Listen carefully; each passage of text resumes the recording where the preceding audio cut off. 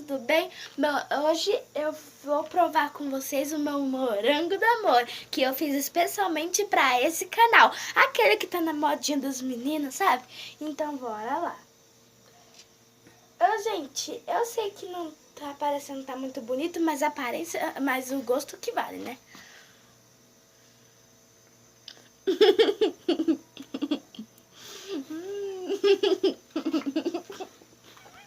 Oi, gente, então eu voltei. Eu tive um imprevisto porque eu comi todo mundo. Mas do mesmo jeito, né, gente? Tava gostoso, nota 10. E foi com leitinho. Eu comi todo mundo. Então, gente, do jeito desse imprevisto que eu fiz, se você gostou, deixa o like e se inscreve no canal. Porque tava muito bom. Tchau!